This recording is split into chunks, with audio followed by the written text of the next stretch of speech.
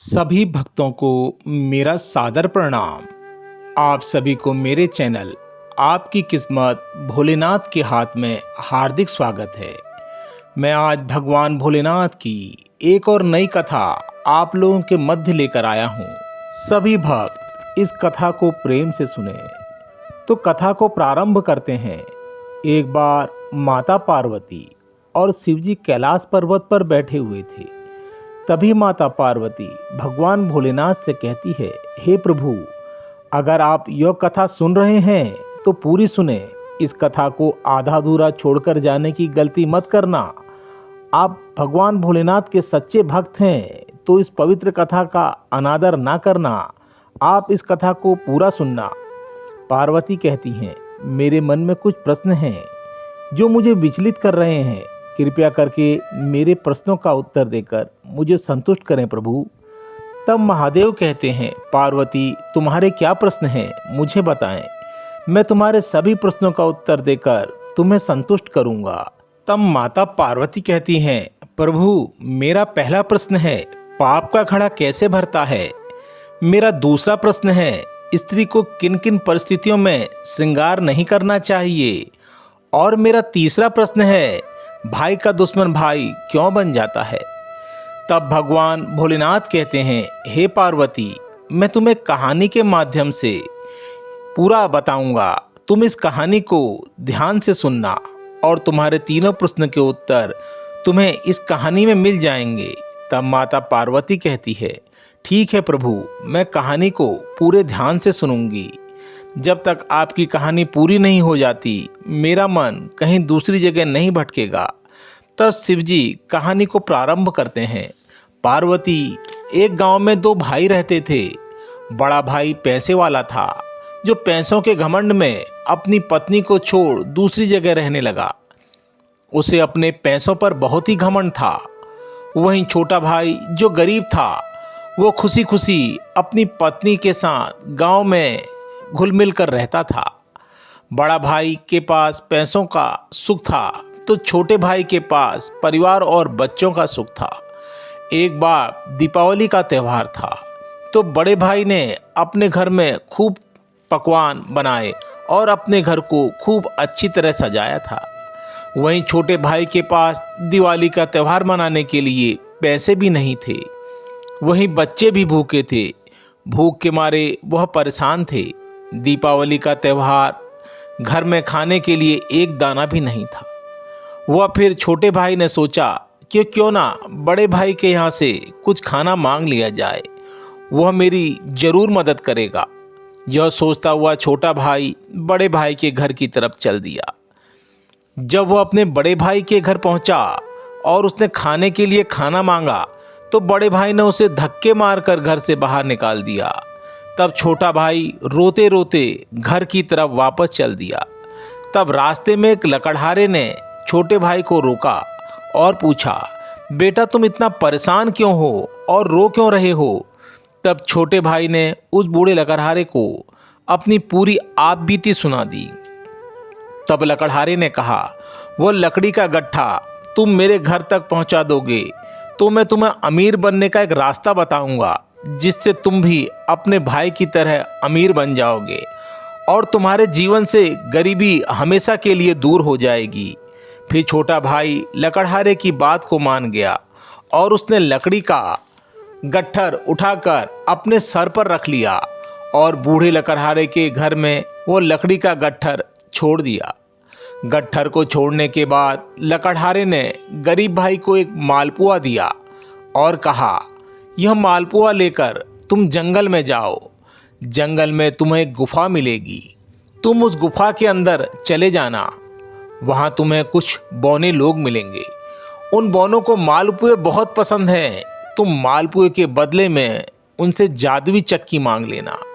जब वो तुम्हें जादुई चक्की दे देंगे तो समझ लेना तुम्हारे बुरे दिन हमेशा के लिए चले गए हैं और तुम्हारे जीवन में खुशियाँ ही खुशियाँ आ जाएंगी। तुम उस जादुई चक्की से जो भी मांगोगे वह तुम्हें मिल जाएगा। लकड़हारे की बात को मानकर गरीब भाई मालपुआ लेकर उस गुफा में जाता है। गुफा के अंदर उस गरीब भाई को 3 बौने मिलते हैं। तब वह मालपुआ तीनों बौनों को बांट देता है। तब एक बौना बोलता है, तुम्हारा मालपुआ तो बहुत ही स्वादिष्ट है, हमारा तो मन खुश हो गया है, हम भी तुम्हारी इच्छा पूरी करना चाहते हैं, बताओ मालपुए के बदले में हम तुम्हें क्या चीज़ दें।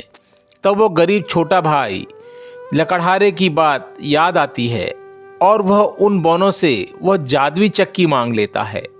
जब बौने चक्की देने के लिए मना कर देते हैं, वह कहते हैं, चक्की को छोड़कर तुम कुछ भी मांग लो। तब छोटा भाई कहता है, अगर तुम मालपुए खाकर खुश हुए हो तो चक्की देकर मुझे भी खुश करो।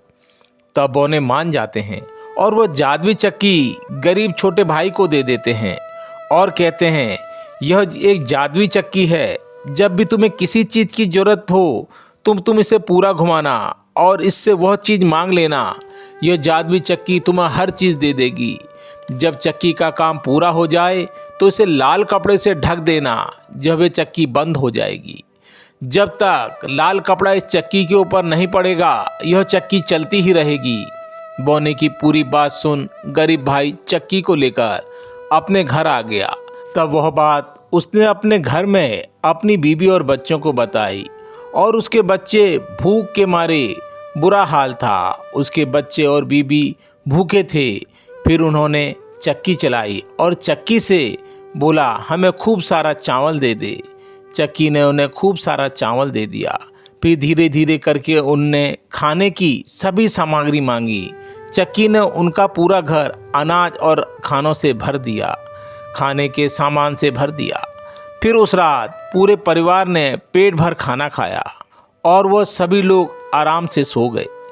फिर सुबह उठकर गरीब भाई पूरा राशन बाजार में बेच कर आ गया, जिसके बदले में उसे बहुत सारे रुपए मिले।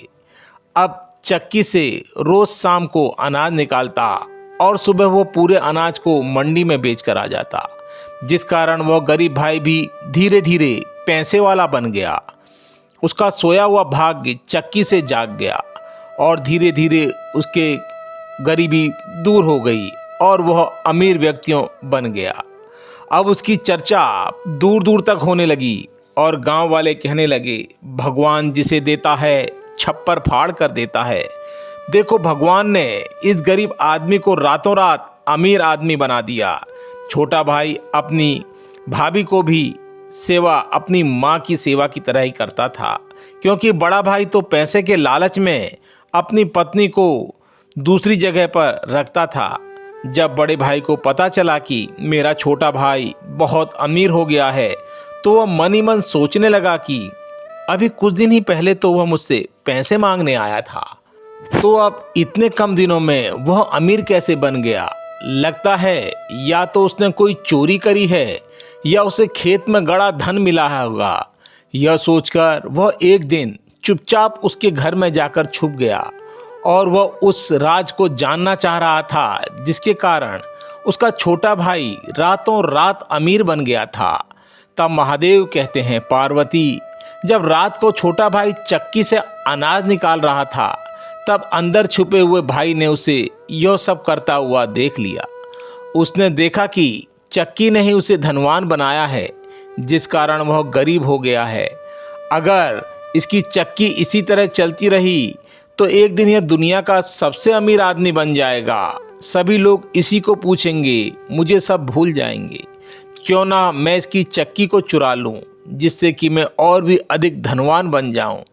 एक बार मौका पाकर बड़े भाई ने छोटे भाई के घर से उस जादुई चक्की को चुरा लिया और नदी के रास्ते चक्की को नाव में रख और दूसरे देश के लिए निकल पड़ा और अपनी पत्नी से कहकर गया, मैं बहुत जल्दी बहुत पैसे वाला बनकर तुम्हें लेने के लिए आऊँगा और तुम्हें अपने साथ लेकर जाऊँगा।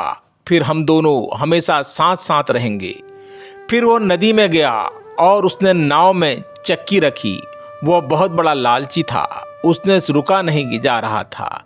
उसने जादुई चक्की से कहा, मुझे बहुत सारे चावल बना दे, और वह चक्की को चलाने लगा और चक्की से चावल निकलना शुरू हो गए और नाव धीरे धीरे चावलों से भरने लगी। नाव चावल का वजन सहन नहीं कर पा रही थी।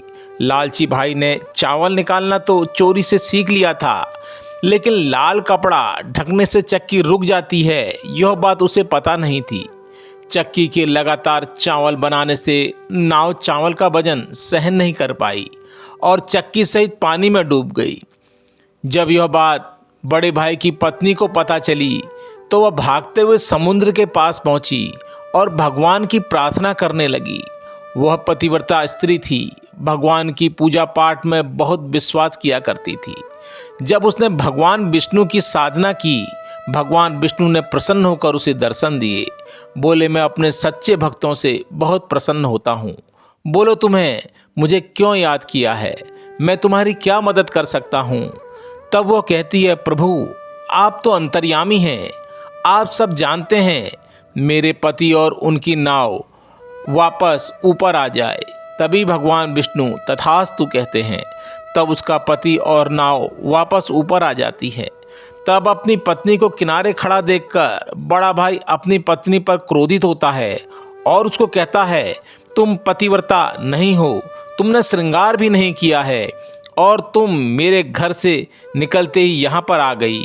तब वह पत्नी हाथ जोड़कर कहती है, आप मेरे स्वामी हैं, आप ऐसी बात मत करें। तब भगवान विष्णु प्रकट होते हुए और उसकी नाव को बाहर निकालने की पूरी सच्चाई उस लालची भाई को बताते हैं। और तुम अपनी पत्नी से कहते हो कि तुमने श्रृंगार नहीं किया है।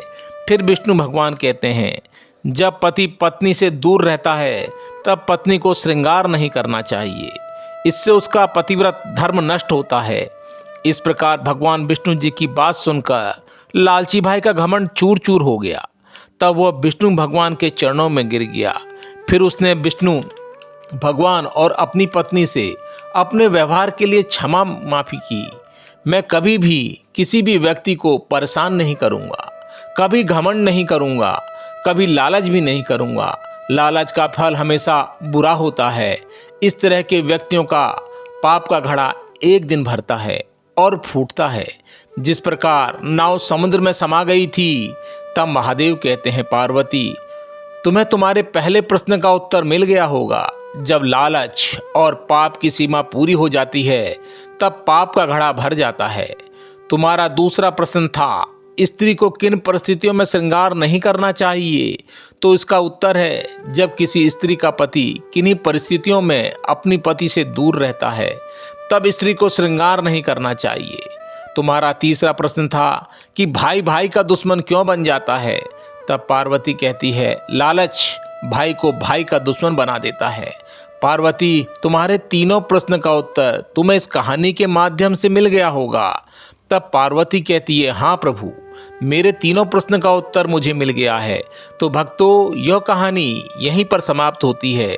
अगर यह कहानी आप लोगों को पसंद आई तो कमेंट्स बॉक्स में हर हर महादेव लिखना ना भूलें। और अगर कहानी को बोलते समय बोलने में मुझसे कोई त्रुटि हुई हो तो उसके लिए मैं आपसे क्षमा मांगता हूँ और भगवान भोलेनाथ से प्रार्थना करता हूँ कि अपने हर भक्त की झोली खुशियों से भर देना। हर हर महादेव, हर हर महादेव।